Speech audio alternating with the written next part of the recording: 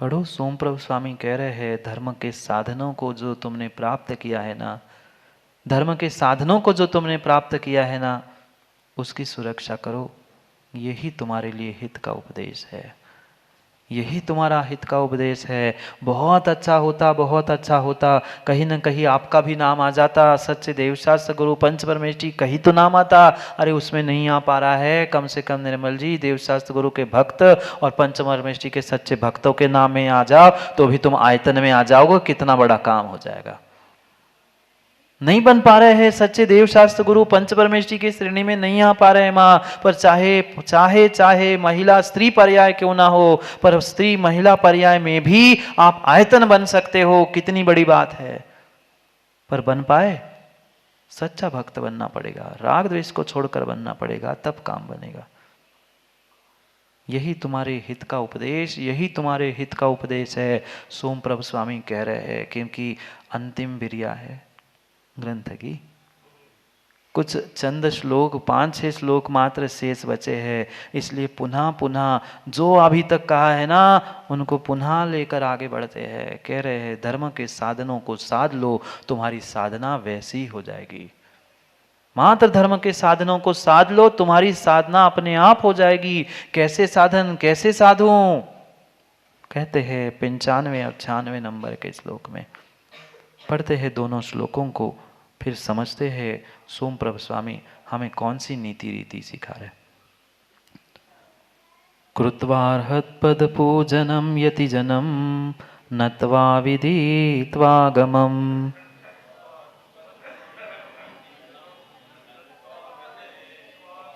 हित्वा संगम धर्म कर्मठ धियाम पात्रेषु दत्त्वा धनम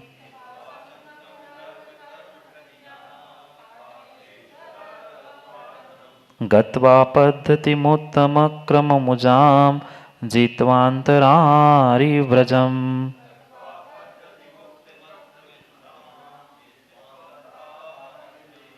स्मृत्वा पञ्चनमस्क्रियां कुरुकर क्रोडस्थमीष्टं सुखम्।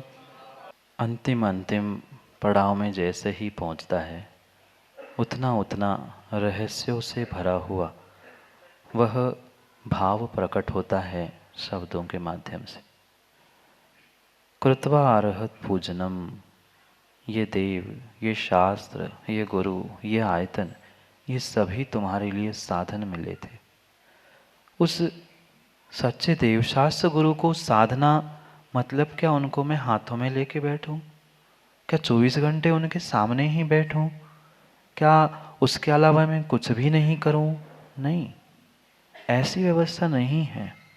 फिर जिसके लिए जो कर्तव्य जिस प्रकार से कहा है उसे उसी प्रकार से निभाना, वही वास्तव में धर्म की साधना है। ये जो धर्म के साधन हमें मिले हैं सच्चे देवशास्त्र गुरु, उनकी यथा योग्य विनय, उनकी पूजा, उनकी सेवा, जो आयतन दीनहीन आदि मिल रहे हैं उनको व्यवस्थित करना, यही वास्तव में साधना थी। और क्या साधना?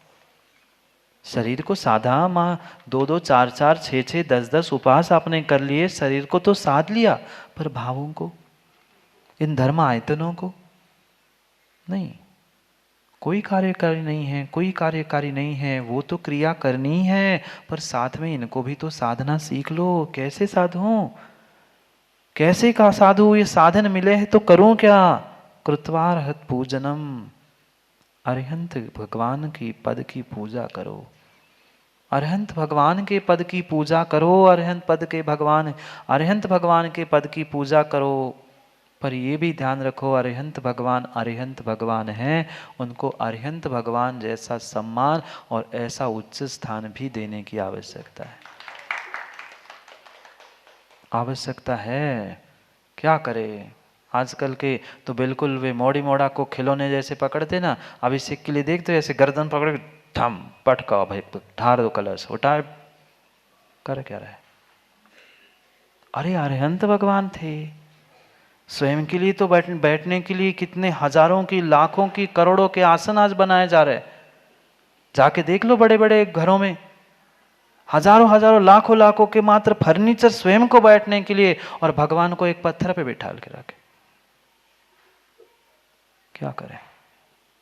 वैसा ही पुण्य मिलेगा रवि देवल, वैसा ही पुण्य मिलेगा। घर के बुजुर्ग को तुम जैसा रखते हो ना, कितने ही करोड़पति आप बन देना, पर बुरे शब्द लग सकते हैं, कठोर शब्द लग सकते हैं, पर जिसको अपने पिता अपने बाप को संभालने की ये नहीं है, उसके करोड़ कोई काम के नहीं।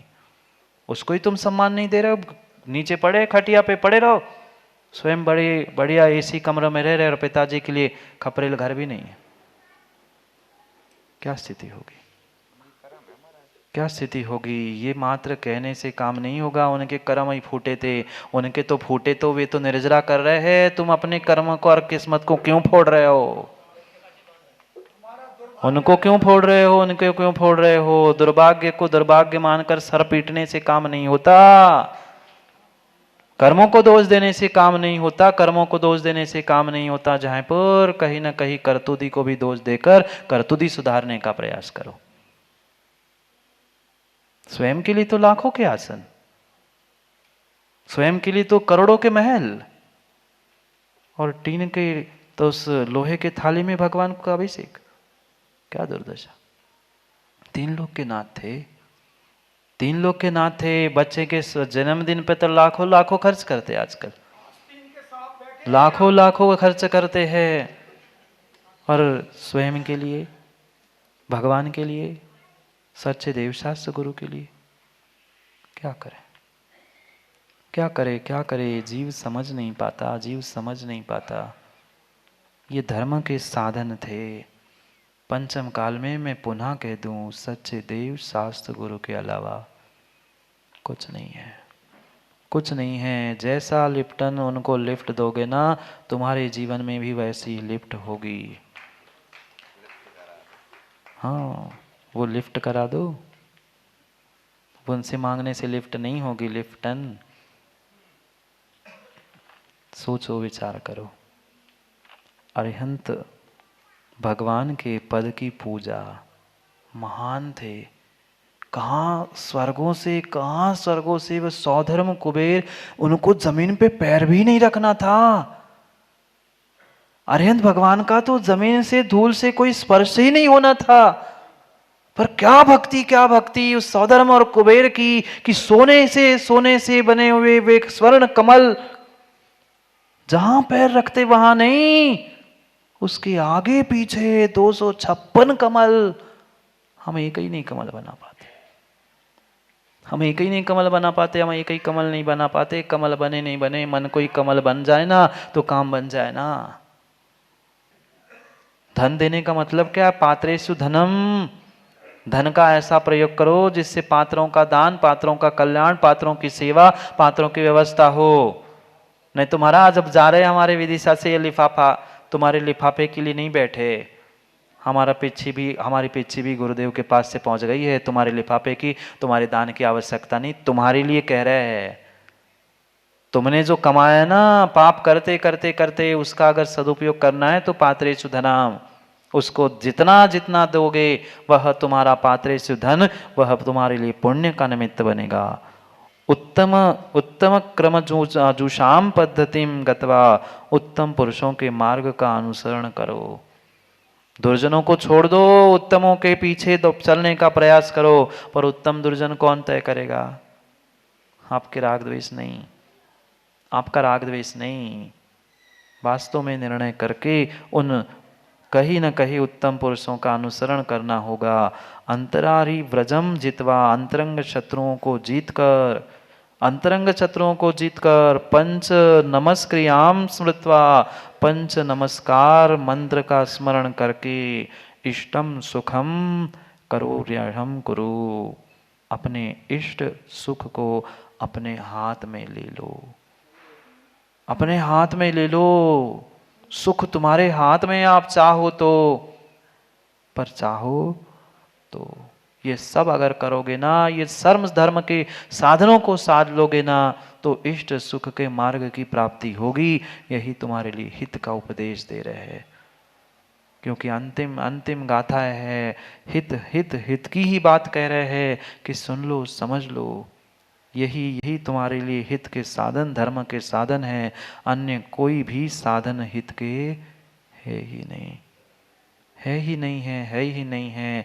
ये जो वास्तव में आज ये युवाओं ने तुम्हारे बड़े मंदिर के जो संकल्प करके और अपना समय, अपने राशि का प्रयोग करते हुए इन यंत्र जी को व्यवस्थित उच्चासन देने का पुरुषार्थ किया है, वह वास्तव में प्रशंसनीय है, वास्तव में प्रशंसनीय है। मैं सभी उन युवाओं को बहुत आशीर्वाद दे के यही कहना चाहता हूँ कि बेटा, ये धर्म की धरोहर है, ये धर्म की धरोहर है, ये धर्म की धरोहर है। ये मत कहना नहीं ये क्या फूल पत्ती से बने हैं, कोई पे कुछ डिजाइन बने, कोई से कुछ शब्द लिखे, वहां आपको अक्षर शब्द कुछ भी समझ में नहीं आए, पर विश्वास मानना ये जैन धर्म की बहुत बड़ी धरोहर है।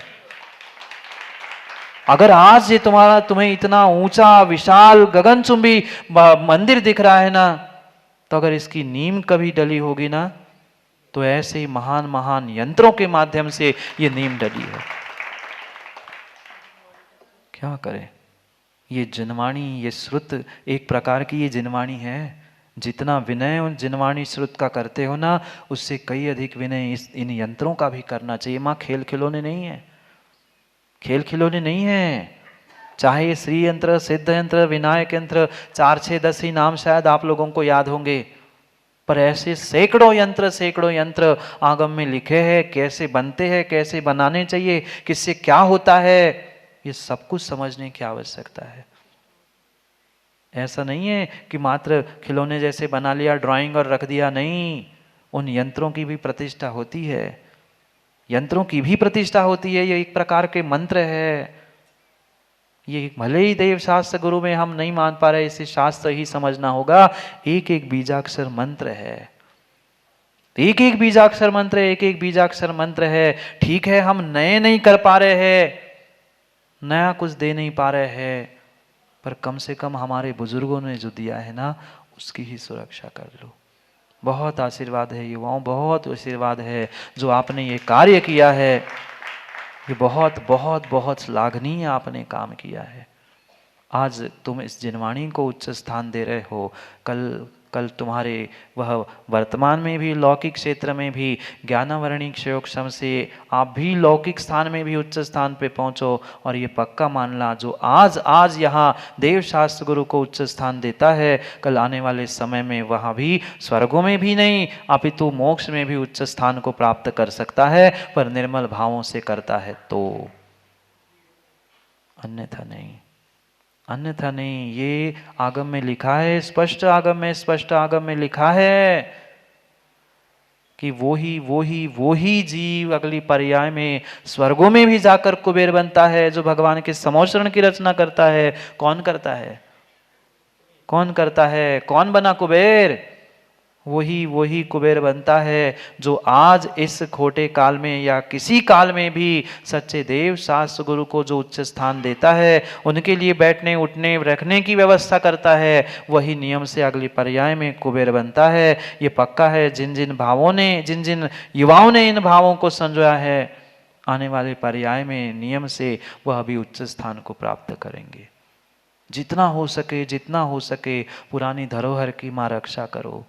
कैसी जिनवाणी पड़ी है, कैसी कहाँ फेंकी है, मुझे तो दिल रोने को होता है। भले किसी ने कैसे लिखे हो, पर वाणी तो भगवान की है, वाणी तो भगवान की है।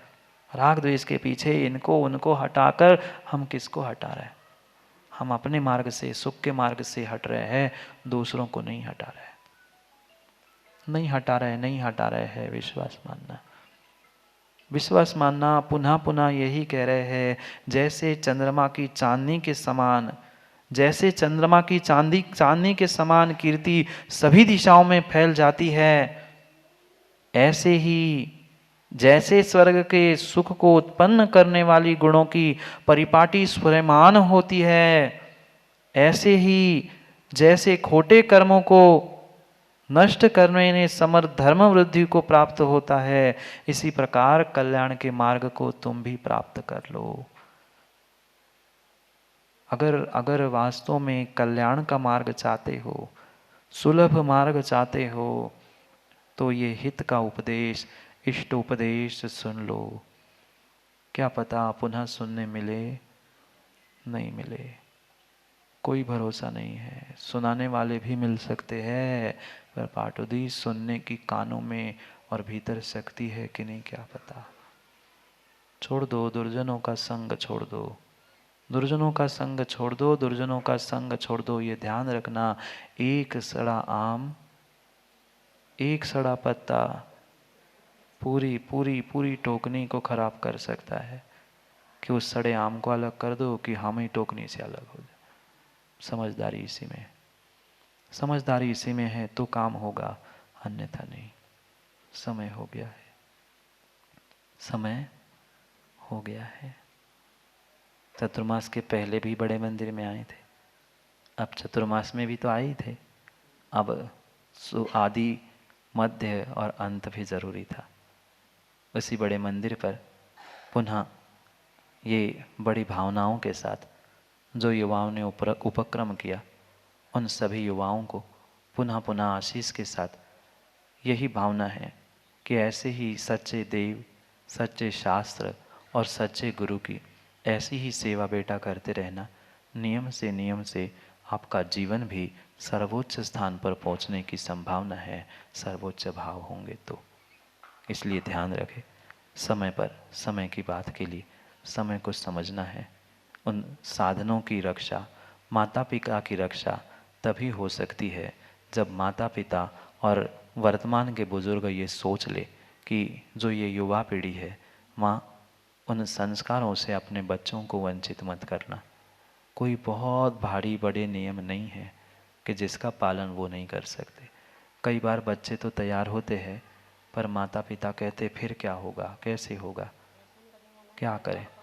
फैशन के ज़माने में, भौतिकता के ज़माने में लोगों को बालों की ज़्यादा कीमत है गुरु के संस्कारों की अपेक्षा से। साक्षात सोचो, उनके मस्तिष्क पर गुरु मंत्रों के द्वारा वह संस्कार करेंगे, कहीं न कहीं वह उन पर कुछ न कुछ संस्कारों का प्रभाव रहेगा। फिर बाद में रोते बिलखते गुरु के पास, भगवान के पास मत पहुंचना कि हमारे साथ हमारे बच्चों ने ये क्या किया। ऐसी स्थिति आने वाले समय में ना हो कि आपके परिवार को कभी मुनिराजों को आहार देने से, अभिषेक करने से वंचित किया जाए। इसलिए उनको संस्कारित करते हुए जीवन को बदलने का, साधनों को साधने का और अपने आप को साधने का प्रयास करें, क्योंकि समय तो बहुत हो चुका। कल समय पर समय की बात को पुनः समय पर समझने के लिए समय पर मिलते हैं, क्योंकि समय पे किया गया काम समय को दिलाता है। बोली भगवान महावीर स्वामी।